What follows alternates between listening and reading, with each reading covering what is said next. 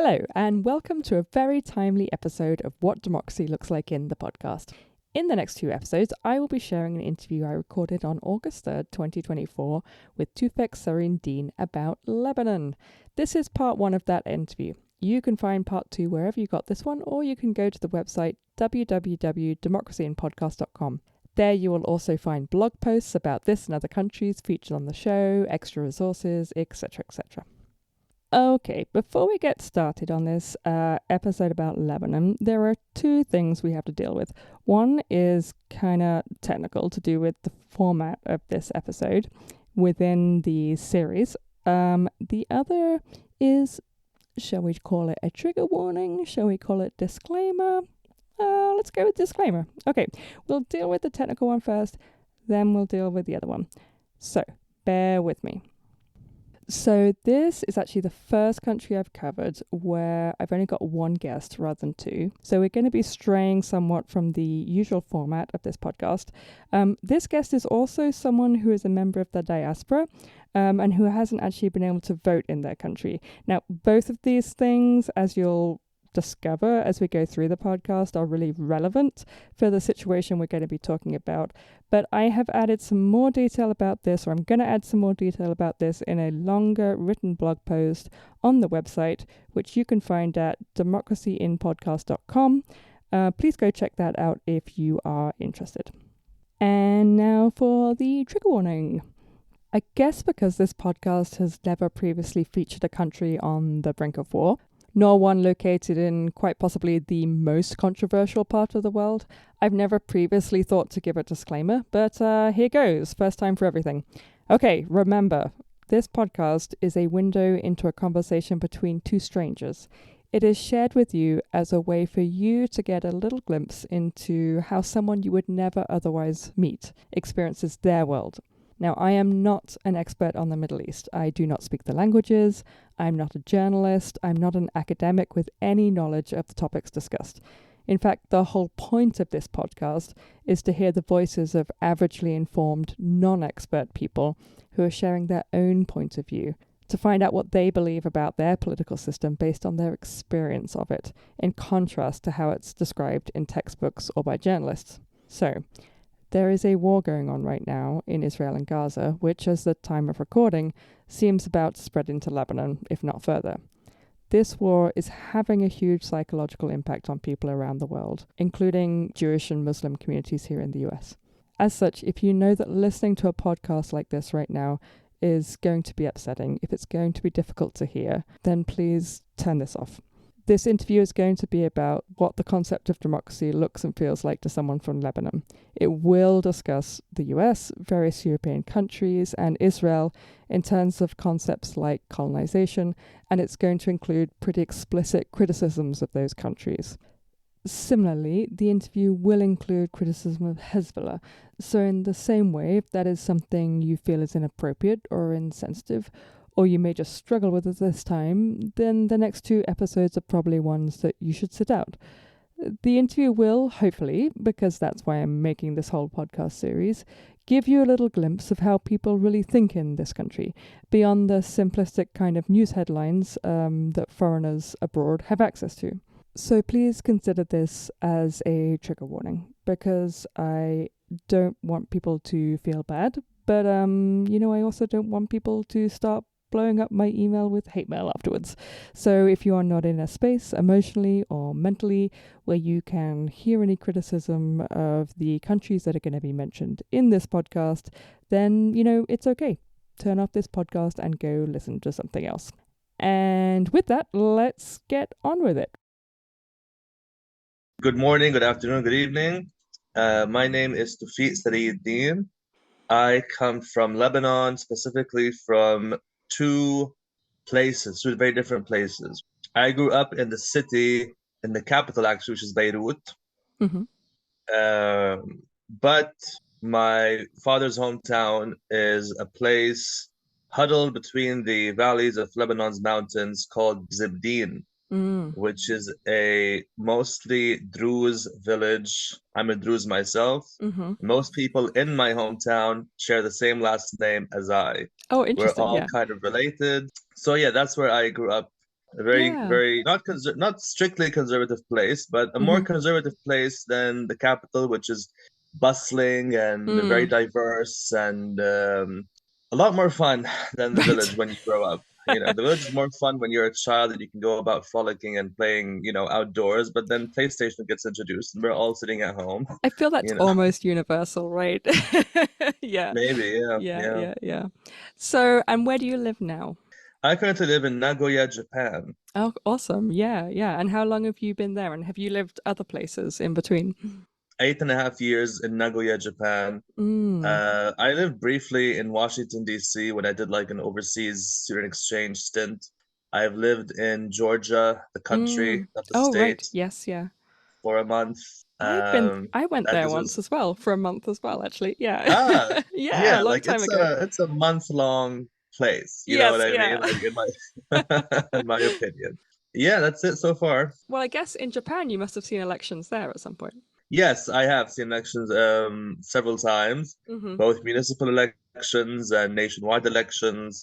Elections in Japan are very interesting. They're very big Awesome. on personality. Mm. When you have municipal elections, you have people who are hired Mm-hmm. to go around the city in Mm-hmm. these cute little cars, Yeah. blasting these cute little anthems, custom made for the candidate. And you Oh, have it's one person sticking their head out the window with uh-huh. a pure white glove waving at everyone. Okay. Well, okay, so maybe I'm gonna invite you back to do a Japanese an Oh, we episode can on do that Japan. for sure. It is Yeah. adorable. Yeah, that sounds Yes, good. But absolutely. I want to jump straight into thinking about asking you some questions about the basic organization of um, uh, democracy and politics and how it all works in Lebanon. Because Sure. there is one thing that is the one thing that jumped out to me when I was doing some background reading, and I must say, until this I started researching this podcast, I knew very little about Hmm. it.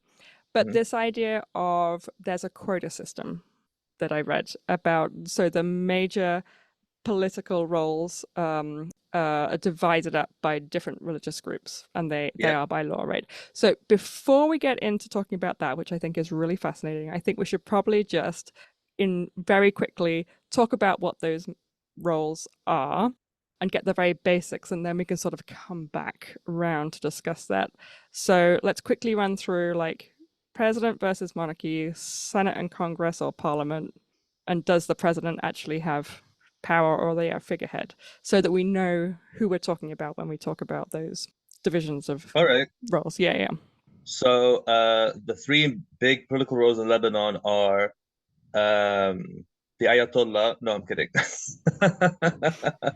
Well, at some point you're going Our to have to explain what that is in response to everything as well. Yes, yes. But No, I let's, mean like the Iranian Ayatollah because yes, theirs yeah, was quite, exactly. quite, quite, We you will know, come. sensible. Yeah, yeah. No, in Lebanon it is a president, prime Uh-huh. minister, and the speaker of the house. Okay, The yeah. president must be the president must be a Christian, A and Christian. not Okay. just any Christian, Uh-huh. a Maronite Christian, which is the denomination that you've never heard of. Uh-huh. It is unique to Lebanon.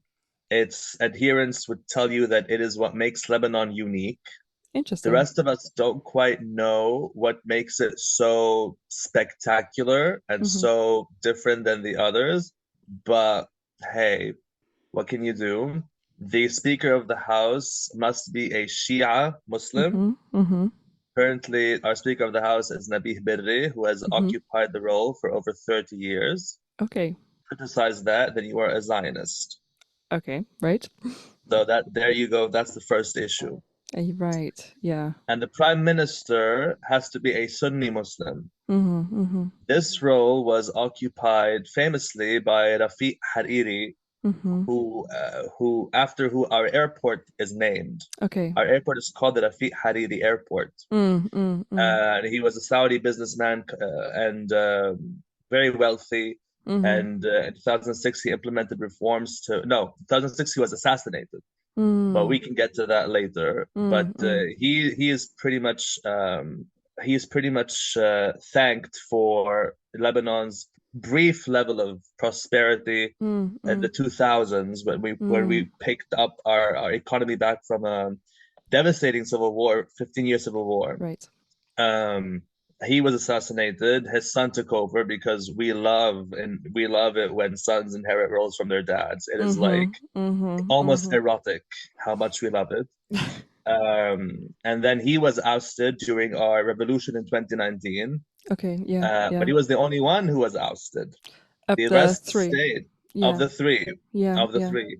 He was the only one who was ousted. In my opinion, he deserved the least amount of blame. He was by no means like a good politician or a good person.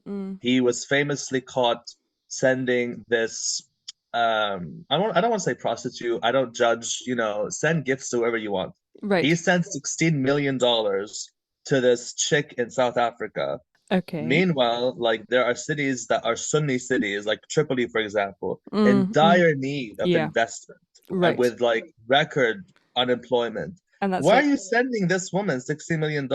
Like, why? And where did you get the where did you get the 60 million from? It's not. Oh, from, he has it. Yeah. He either has it or he got it, but he's not the most corrupt by far. Right. The problem is he had no charisma, no charisma at all. He just inherited the role from his dad. He grew up with a silver spoon in his mouth. Like when something bad happens to Sunnis, they all wait for him to say something like angry and forceful. He's like, what happened was not acceptable. Well, reading for the teleprompter. Well, what's surprising me is when I first heard about these three roles, I assumed that they were elected positions. I hadn't realized that they were positions that one person had held for 30 years. Oh no, they are elected, but nobody dares to not nobody dares. They are elected positions, absolutely. It's just if you incentivize people the right way, they'll keep electing the same person. There's no they're officially elected, but in reality the same person occupies them for extremely long periods of time, and when they die their son occupies them. Interesting. Well, that's the ideal. When it comes to our presidents, however, have not had that. Presidents have been quite I'm going to say more open to different bloodlines occupying the seats of power. But among Muslims they tend to be more like macho, you know what I mean? When it comes to the Speaker of the House, who's been there for over 30 years, it's quite simple. If anyone dares to like put his name on the ballot against him, they will get harassed. Very, very viciously harassed.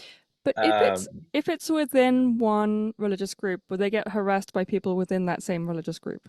Yes. Interesting. Yes, because it's a quota system, and we're also sensitive. There's so much identity politics. If I, as a Druze, criticize the Speaker of the House, I could be seen as making an anti-Shia comment. Right. Which is totally not the case. You know what I mean? Yeah. Like a black person who steals is not a black thief. It's a thief. Period. Right. And that's, so it just gets misconstrued, and of course allegations of, oh, you must work for the Americans. That's why you don't want this guy. Because the Speaker of the House was a very important figure during the Lebanese Civil War, and he helped fight Israel in Lebanon, which was occupying Lebanon's south. Well, this kind of becomes the problem that we see in many countries, that if you have what we'd call gerontocracies, right? If you have people who stay in positions for a very, very, very long time, then you almost get like a country can never move on from certain periods of history. You end up with this thing that you elect somebody who's a hero in one period of time, and the next generation can never move the narrative of the country on, because it's that person's legacy is always the thing that's most important. That's kind of a thing. Yeah, I don't know. That's something that I've been starting to think about. I wouldn't mind, like, I'm not that obsessed with terms and democratic processes, because we live in the Middle East. You have, like, for example, the UAE. It's not a democracy. It's quite prosperous. Interesting. So not all democracies, not all autocracies or authoritarian regimes are evil in and of themselves. Interesting. Actually, I could tell you why I think democracy is flawed and thus encouraged by the West. Please. Even though in action it isn't that encouraged by the West. Yes, of course, because if you have a democracy, then you give people more power, right? Right. Therefore, if you sanction them and if you sanction their economy, they will want to change whoever's in charge. Yeah.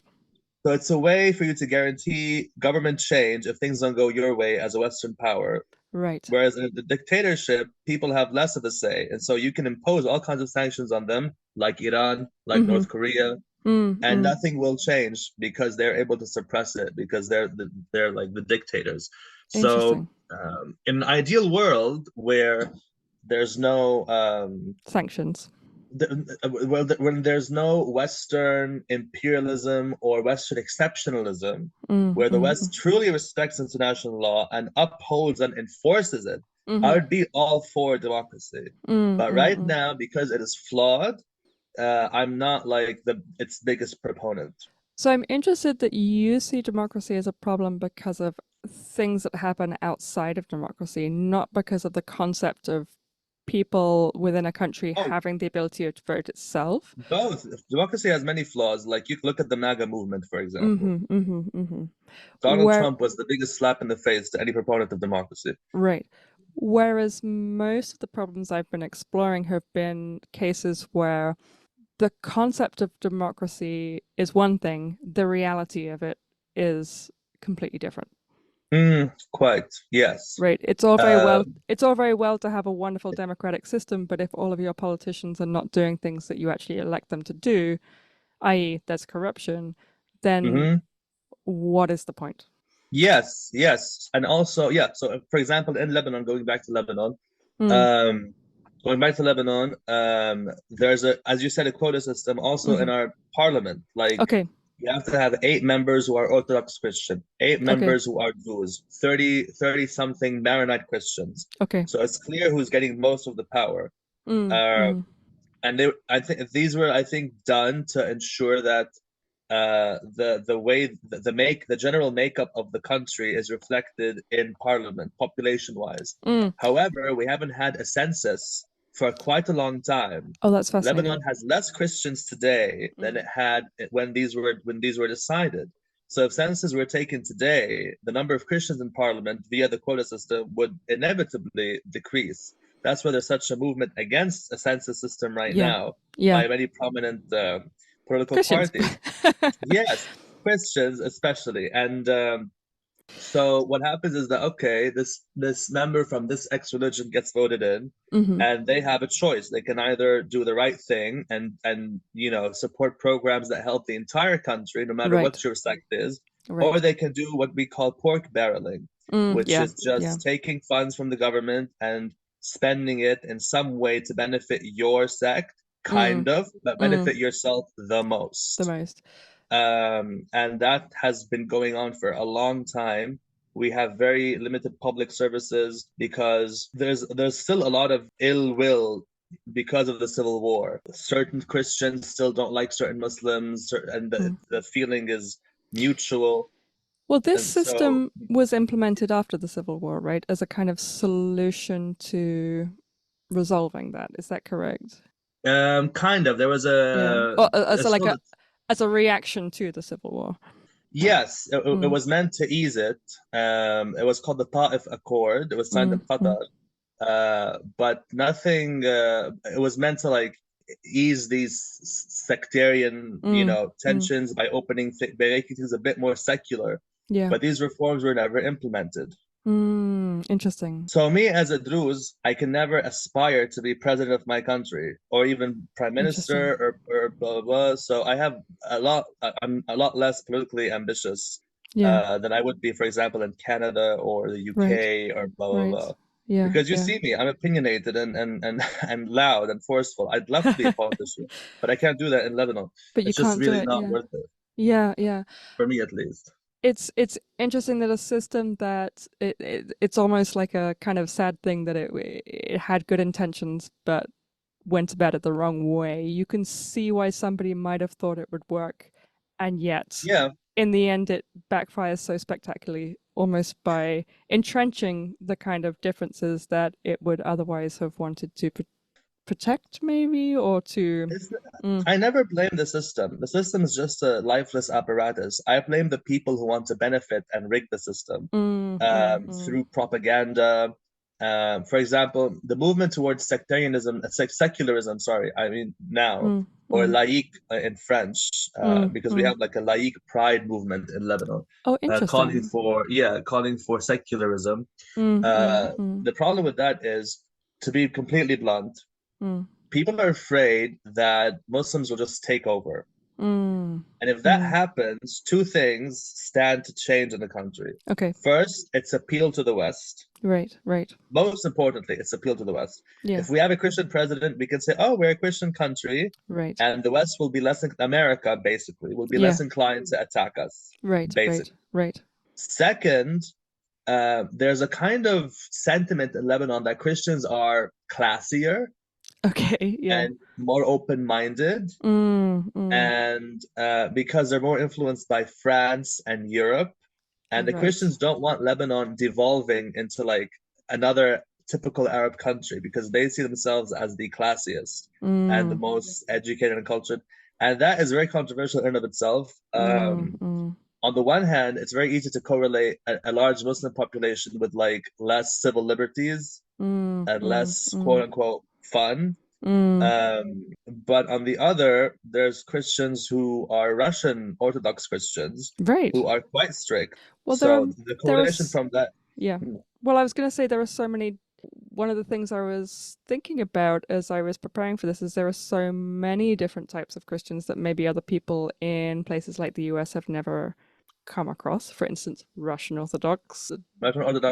In Lebanon, we have Armenian Christians. Exactly. Who celebrate Christmas on January 6th. It's 18 main religious sects, not officially, overall. And 18. I can't even name them all, I think. Right. And you have Jewish people, and you have many different types of Muslims, and it's like that diversity appears to be something that is celebrated. Unfortunately, the Jewish people are quite few, and nobody publicly says, oh, I'm Jewish. Interesting. Yeah. Because, because of the situation. It's not anti-Semitism, because Arabs are Semitic. Every time people throw this, I'm like, guys, I'm like, George Bush may be anti-Semitic more than I am. Right. It's just a catchier word than anti-Jew. Anti-Jew kind of is more demanding of the mouth and more burdensome on the ear than anti-Semitic. It has an S. It just like slithers in. You know what I mean? Yeah. It's quite smooth and lubricated. Oops. Anyway. Yes. Yeah, catchier. Yeah. I mean, it's so the representation that comes from the outside of is this culture of diversity, of it's this beautiful country with wonderful cuisine, and I'm getting the impression that there's a lot at stake in maintaining that image of, we have this, I'm going to say almost Europeanized, we're almost like the Europe of the Middle East, maybe. Very much so. Yeah. Very much so.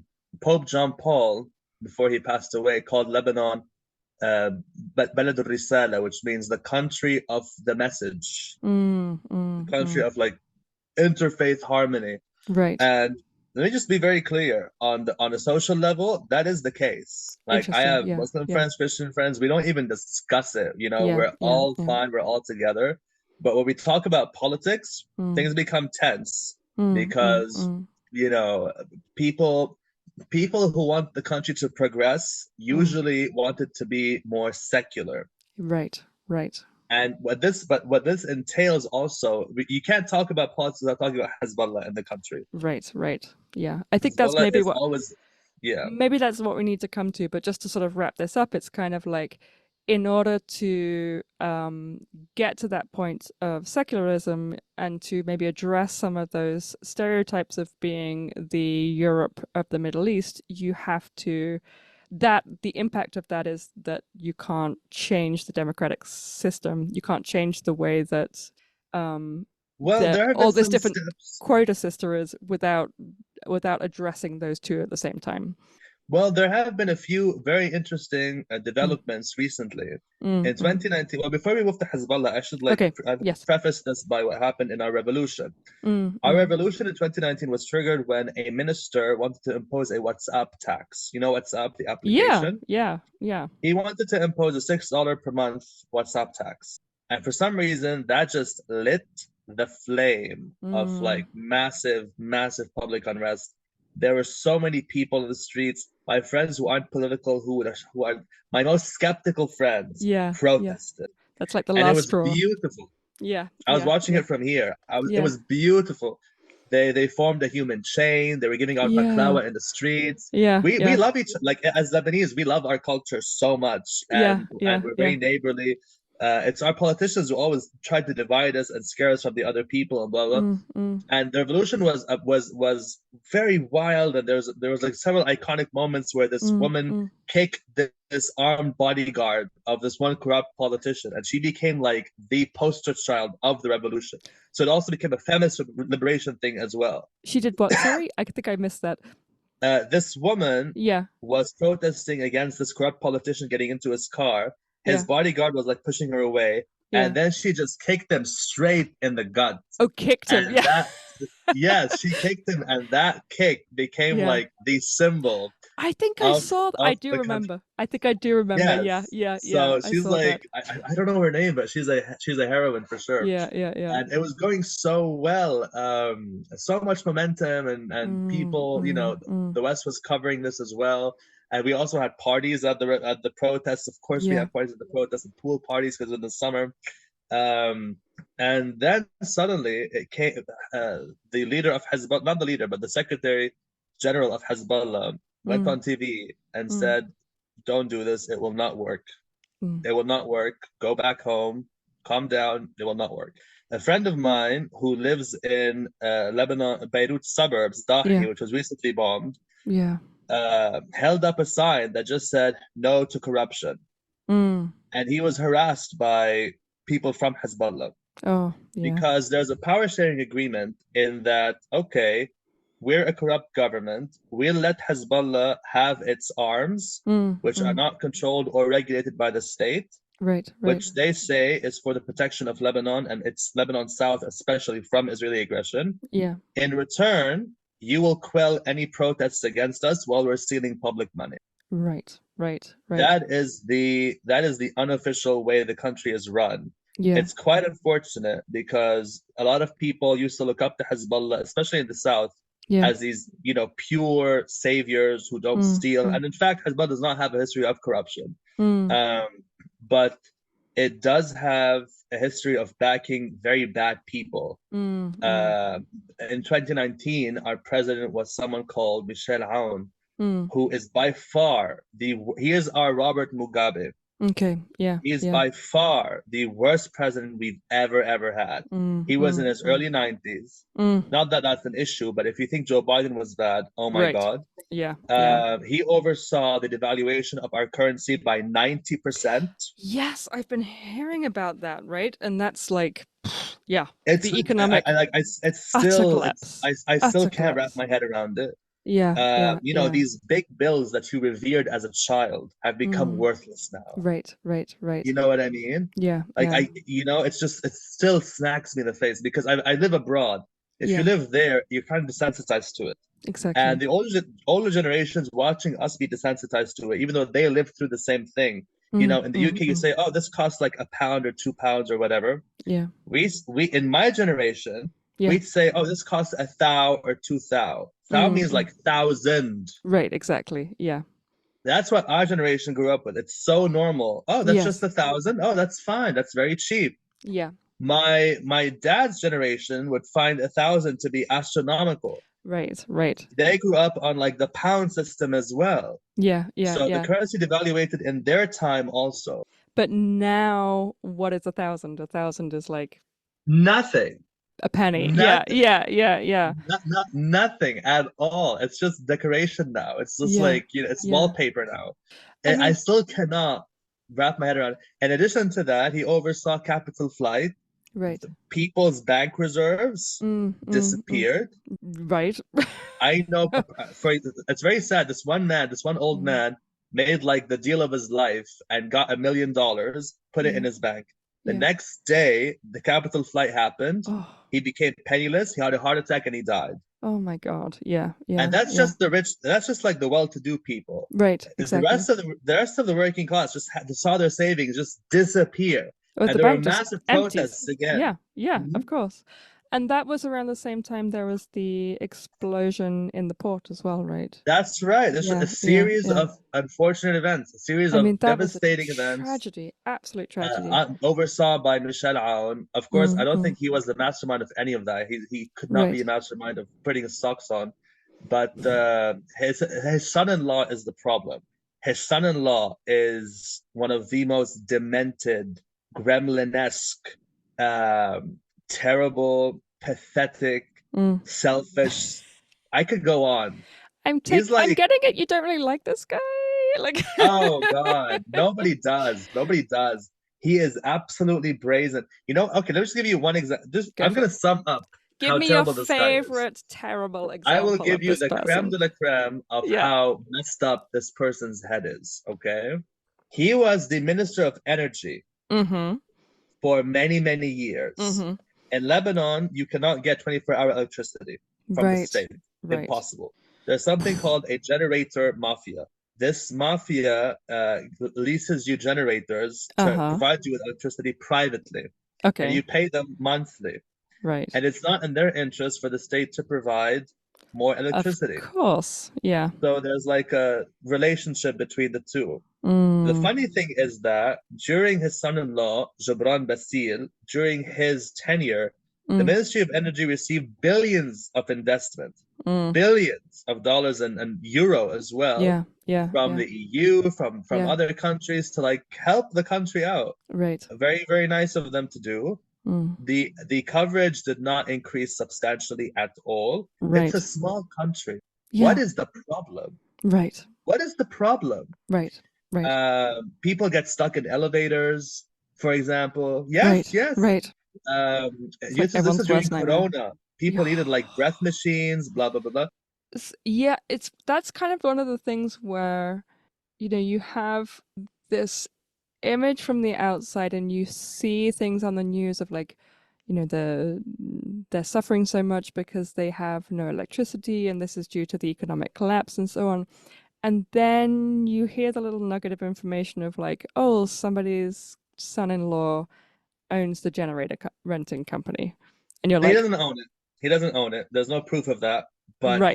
I mean, well, he's Mm, under the Magnitsky sanctions. He's been sanctioned by Magnitsky, But it's kind by of the like Americans. there's a possibility that somebody's son-in-law maybe possibly has some connection to the Possibly, yes, of course, yeah. I generator mean, electricity generated, yeah. and But you're if like, you say that, oh, you're anti-Christian. right, That right, just right, doesn't, no, you shouldn't be right, that way, you know? right, And me, right. especially as a Druze, if I say that, it's particularly troublesome because Yeah, during the yeah, Civil War, Druze and Christians fought each other.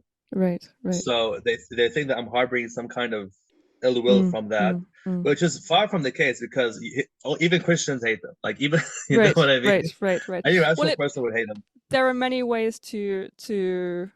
It's like I mean, I'm a therapist, so we talk a lot about control within relationships, and there are Mm, many theories that link the way that power and control happens within abusive relationships is the same way scaled up that power and control happens within cults, for instance, or high control religions. But then you can also scale it up and say the same way that it happens within dictatorships, within controlling mm, societies, and so on.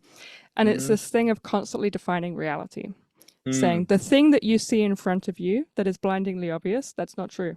mm, The thing that you're experiencing, that's not what you're experiencing. mm, Like mm, constantly making you deny your experience of the world is the way mm. of maintaining control over people so that you Yeah. can never trust your experience. So saying like, Mm, no, you're not saying that because it's true. You're saying that because you're an anti-Semite. You're not saying that mhm. because it's true. You're saying that because you're anti-Christian. Like, so you Yeah. can never truly define reality is Hmm. like the ultimate definition of Powerlessness. Hmm. how Hmm. you control somebody, right? To the point that you can no longer trust your own experience of the world Hmm. or anybody else's, right? So yeah, that rings true. Yeah.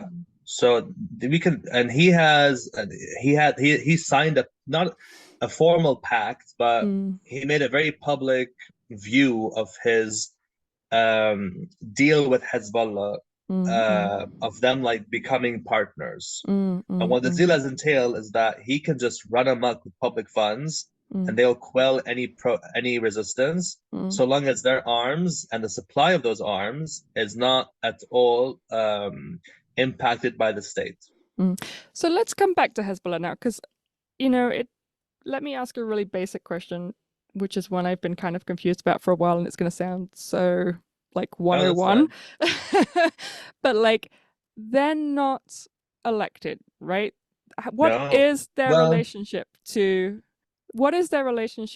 like democratic society? Because they seem very large. There's like this big it's like a big army within this, yeah, we call it separate from the actual army. a state within a state. Right, okay. Please explain. Well, to be fair to them, they do have a few politicians in parliament. They have a Okay. political party called Party of Loyalty to the Resistance, because they call themselves the Resistance. Okay. Resistance against Israel, of course. Mm-hmm. But from what I've seen, they haven't really accomplished much in government except proposing bills to lower the age of consent in marriage. Oh, I Proposing see. bills to criminalize homosexuality in a ridiculous way. Their proponents might point to like a few bills which may have had positive reverberations for the country. I can't recall any right now, but their influence is far more on the unofficial, extra government level than within the government itself. Okay. Yeah. Yeah, they got big. All right, here's a primer on Hezbollah. During the Lebanese Civil War, Israel went into the country and occupied almost the lower half of Lebanon, was occupied. And the reason they did this, they say, was to create a buffer zone so that they're not attacked. Whether or not they were attacked, I don't quite recall. But what I do recall is that every country on the planet, including the United States and Saudi Arabia and the UN, all of them urged Israel to leave. Yeah. It would not budge. And settlements were built. Right. Yeah. It would, just like we're seeing now. It was completely undeterred. Of course, Germany would not say anything about this, ridiculous, shameful. Hezbollah was the only force that was able to kick them out. And Hezbollah was conceived when a bunch of Iranian Revolutionary Guards came to Lebanon in the late 1970s and began training Shia there to become more organized in warfare and blah, blah, blah. And funny enough, the current Speaker of the House, actually, who was there for 30 years, he's the Shia guy. He fought against Hezbollah in the 80s because he wanted to unite the Shia, and Hezbollah saw him as too secular. Okay. They wanted like really Iranian style theocracy. So there was a war between the Shia in the 1980s, that was called the War of the Brothers. Okay. But then they reconciled, and in the year 2000, Hezbollah officially freed Lebanon south. It had been occupied up to that point. It had been occupied at that point, but it freed Lebanon south, and it marked them. Many things happened with this achievement. First, it showed us that international law is a lie. Right. Or that it takes too long to implement. Basically, our faith in international law and human rights dwindle. If you use human rights as an argument in the Middle East, you will be laughed at. Right. It's upsetting. Because it is the truth. Because it seems like there's nothing to back it up. There's nothing to back it up. It's wishful thinking. It's only applied to it's only applied by the West when it sees fit, but never applied when the West stands to lose from it. It has no effect on Israel's actions whatsoever. So using human rights as an argument actually might hurt your argument in the Arab world. Right. Because of the injustice that we have faced and continue to face. Two things happened. First of all, so lack of faith in human rights. And second, it showed that even the Lebanese state was unable or unwilling to liberate the South. So there's also skepticism against the government and government institutions. That's why whenever there are movements to bolster government institutions, certain political parties are kind of obstruct this. And they say, okay, no, that's completely unnecessary and ineffective. Because blah, blah, blah. they couldn't do it in the past. Why would we believe they can do it in the future? Yeah, there's like Israel's attacking Lebanon now. The army has done nothing because for the army, I'm not going to speak for the army, but this is how I understand it. Because Israel's attacking quote unquote Hezbollah areas, right? It's Hezbollah who deserves the blame, right? And it's Hezbollah who should retaliate. Well, because if the army retaliates, it's official interstate war. It's so what I'm hearing is that there was you have a situation where like one country is invaded by another, essentially. International, like other countries are not stepping in to defend the country that's invaded, Lebanon. The country itself can't defend itself. A group of fighters from elsewhere, from Iran, come in and essentially resolve the problem. Expel. Well, in a sense, they are the ones who come in to try and defend you, and then they never. Yes, Yeah, kind of, yes. They trained the local Shia to do this. Right. They didn't do this themselves. They trained the local, and then they never leave. They never. I mean, they left. It's just the locals who have remained. And the locals Hezbollah is the Lebanese organization. Okay, so the locals who have remained never then get incorporated back into the Lebanese state. No, after the Civil War ended, all the warring parties submitted their arms to the state, except Hezbollah. Well, that seems to be the interesting moment, right? Why were they never incorporated back into the state? Because they don't trust the state. Right. They don't trust it. They think that the state is fundamentally anti-South and anti-Shia, and and the state doesn't care if the South is reoccupied again. But that in itself is fascinating. That is the moment the situation was allowed to continue, where you end up with a state within a state, and it's almost like you have two competing armies. You kind of do. They try not to step on each other's toes. There's been actually an incident of so.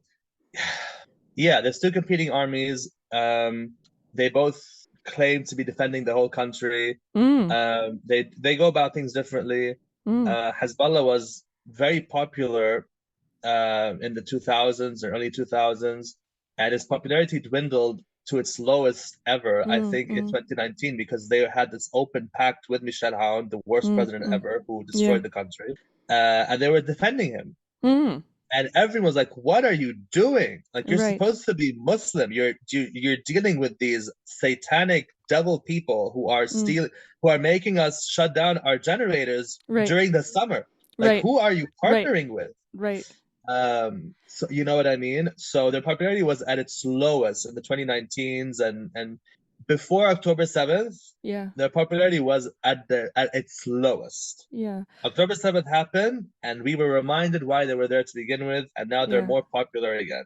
But it's fascinating that, I mean, if you think about what is the most basic function of the state, you know, the legitimate use of violence, and you have two competing armies, but one of them is officially elected and one is not. Yeah, pretty much. And how do people view that? You can say they're popular, but they're not elected. It depends who you ask. Of course, in the South, they're more popular than in the North. Many Christians live in the South, and they swear by Hezbollah. Right. You know, many Christians attend the funerals of Hezbollah martyrs. Of course, many Christians who want to develop the country, who want to get rid of corruption, see Hezbollah as part of the problem, because Hezbollah is what protects the corrupt. Unfortunately, the apparatus. There's a meme that showed that the 2019 revolution was about to work, but then there's this like guy in a turban with a gun that represents Hezbollah, like fighting. There's videos of Hezbollah anti-protesters attacking protesters, and they're like, "What are you doing? We're not against you. We're just against Aoun. Like, what are you doing?" So it made it very, very clear that unfortunately they're part and parcel of each other, and I really, really wish that Hezbollah would partner with better people, but that may be wishful thinking. I'm not sure, but yeah. So people inside have mixed views. A lot of intelligent people you meet think it's great, but a lot of other people think that they delegitimize the country. They make us look ridiculous if we can't defend ourselves. They make the state look weak. but I mean, even today, when this going on, Yeah. some people are saying, "Oh, Hezbollah is putting Lebanon in danger by attacking Israel." And some people say, "Okay, we love Palestine. Palestine's in our hearts, but Lebanon first." Yeah. You have sentiments like that as well. Yeah. Do you ever see a point where they become incorporated officially into the state, like the two armies combine, the politicians become part of the political system in a more... They would only agree to this if more people in the government were Shia, I think. Really? Yeah. I think so because Yeah. it's such a risk, you know, to Yeah. put all their arms away to a group of people that doesn't quite believe in them or believe in their legitimacy and the importance of the South and the importance of Shia in the country. Shia historically have been disenfranchised. That's why they grip up the Hezbollah with such a fervor. Right. You know, I mean, Hezbollah's ranks are filled with people who are not particularly rich or well-to-do. It's kind of like I think part of the reason they joined the group is not just because of family pressure or honor or what have you, but also just to have a source of income because Sure. Yeah. you know there's a lot of unemployment and Absolutely. etc. Yeah. I want to make it clear that I'm like that I don't hate Hezbollah. I understand why Yeah. they're there. Oh, yeah. I have you know what I mean. I understand why they're there. But sometimes the price they ask for is too heavy. It's That's really too heavy. fascinating. I Yeah. know people whose parents' life savings have been gone. They've had to start all over again. And Hezbollah hasn't made a single motion to help investigate. In fact, Hezbollah was one of the groups putting pressure on investigations regarding the port explosion that you mentioned as well. We had a huge port explosion in August of 2020. Yes. And till today, they're investigating who's responsible for it. The person investigating is Shia. He's a Shia judge. Yeah. But he has pressure on him by Hezbollah to like abort the investigation. Oh my God. Yeah. And to us, this is like horrific. Like, why are you doing this? So many of us died. So much of our city was destroyed. Why do you want to obstruct this investigation? Right. And they just think, oh, well, it'll be a biased investigation and it'll be Americanized and you know, it's just not a good thing. Well, it makes it sound like you're kind of guilty of it, slash it just incriminates you in some other way. Like, what are you afraid of? What are you afraid of? Yeah. You know what I mean? If you fear anything at all, like you're so big and powerful, what are you afraid of? Right. So it's two things: either that they were responsible for it because the explosives were for them, or this is another conspiracy that may be true. I don't know. Or Israel was the one that bombed that storage facility, and Hezbollah could not react in a timely enough manner. Right. To stop that from happening. Right. So on the one hand, it either makes them quite irresponsible, like severely irresponsible, or two, incapable. Right. Severely incapable. Both outcomes incriminate them. Well, this is the thing. What happens if you don't have proper investigations, then can all sorts of conspiracy theories, all sorts of ideas start to circulate because you don't have trust. There's no transparency. Yeah. We're going to take a break here, but look out for the second half of this conversation where we will be talking about what gender has to do with corruption, the influence of China, and discussing some pretty extreme ballot tampering. You should be able to find the second half of this conversation, which will be labeled What Democracy Looks Like in Lebanon Part 2, wherever you found this episode. If you're enjoying this podcast, you can subscribe, share, or even support us by going to the website www.democracyandpodcast.com. There you can find more information about the topics discussed here today, as well as updates on what countries I will be visiting next.